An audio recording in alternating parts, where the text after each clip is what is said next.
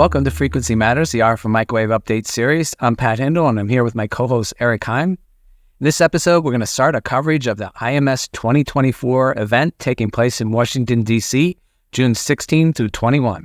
So our May issue is dual theme for IMS and also has a special focus section for 5G, 6G topics.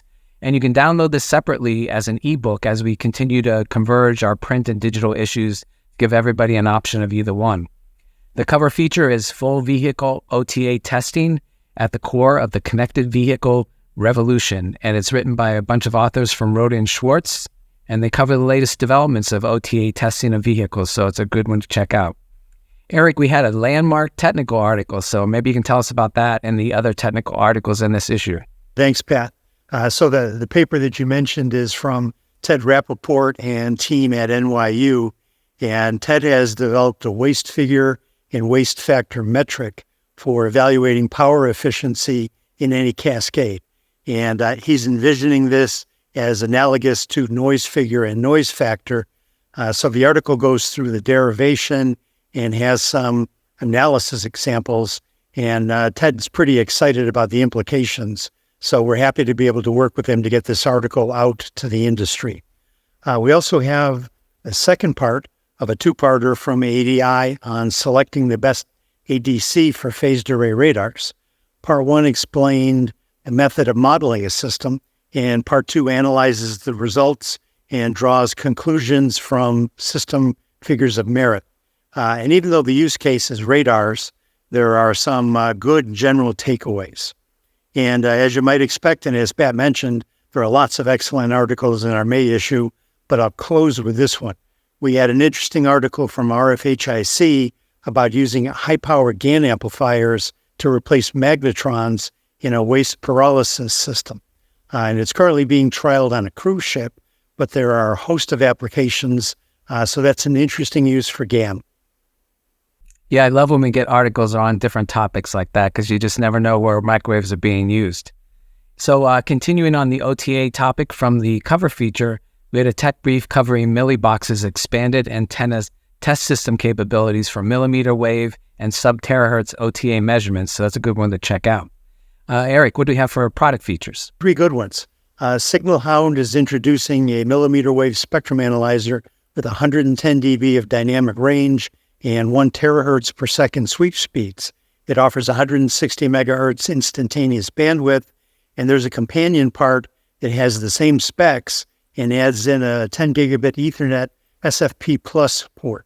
And we also have Aeravant introducing a new family of rotary joints that cover the waveguide bands from 50 to 170 gigahertz. So the article details why you might need a rotary joint and some of the design techniques they use. And continuing that millimeter wave waveguide theme, we've also got an article from Flan Microwave discussing their family of rotary vane low-cost attenuators, and that gets into the design and construction techniques, along with where they believe market growth for those types of attenuators will come from. And now we have some special guests who join us from Mini Circuits for this episode, and they're going to discuss the 75-ohm CATV market and the recent acquisition of the CATV business from Analog Devices. Let's take a look at a clip from that now. And Rich, so what are Mini Circuits' plans for the CATV broadband market? How does this acquisition of the Santa Rosa team change your strategy?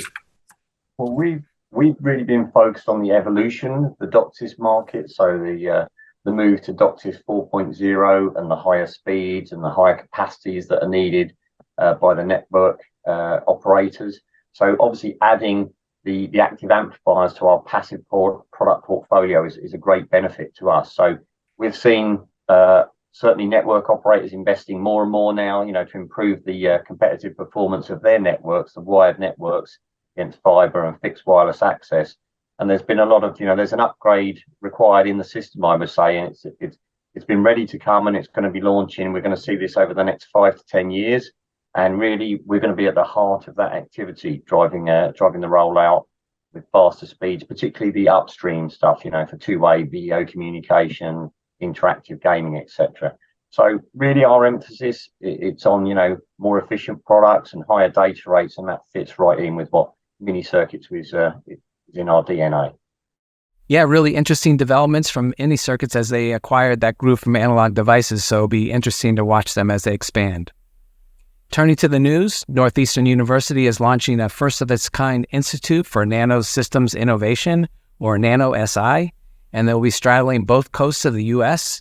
NanoSI will develop technologies on this scale, driving innovation and miniaturization across a wide range of functions, and they aim to research the landscape of the chip-level technology advancements and applications.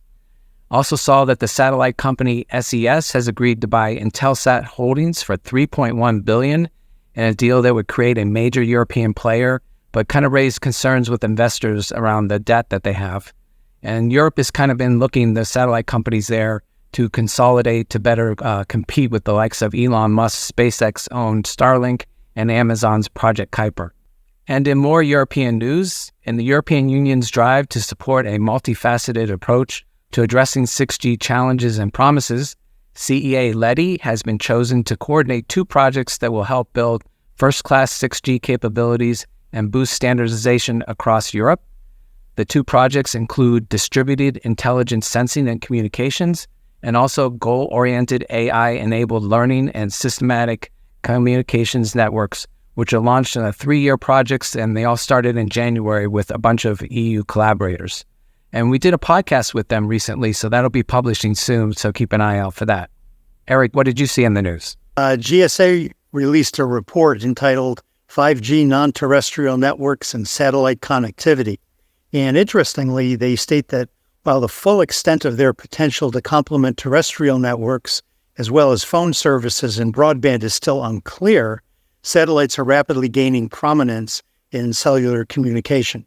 They've identified 77 publicly announced partnerships between operators and satellite vendors across 43 countries and territories, and they've got several other metrics. So things are definitely happening, but the GSA has concerns about the business model, it seems.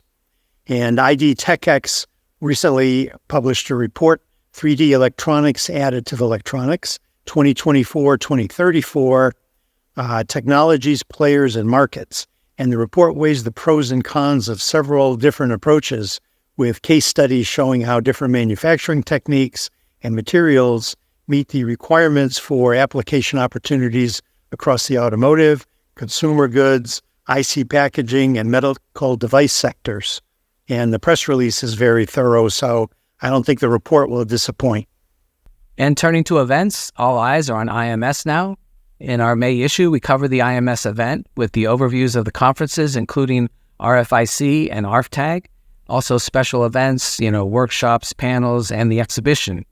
The theme this year is capitalizing across the spectrum, being in Washington, D.C., and the technical themes to tie it to the Capitol's role include systems and applications, aerospace and security, spectrum coexistence and sustainability, and emerging technologies and future directions. And there are also boot camps this year on quantum, AI/ML, RF, and wireless power transfer. So a lot going on there.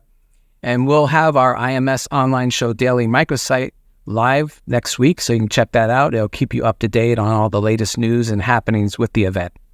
Eric, what do we have for the plenary sessions that are going on at IMS? IMS opening plenary session is redundancy from the seafloor to space, building reliable capabilities for the joint force, given by Heidi Shue, Undersecretary of Defense for Research and Engineering.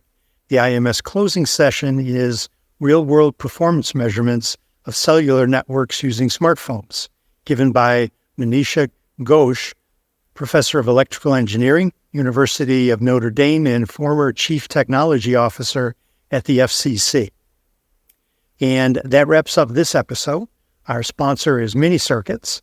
Mini Circuits is a global leader in the design, manufacture, and distribution of RF and microwave components and integrated assemblies with more than 10,000 active models. And remember, as a member of the industry, a subscription to Microwave Journal is free, so please visit our site and subscribe today if you're not already a reader. Thanks for watching this episode, and please join us next time for another Frequency Matters.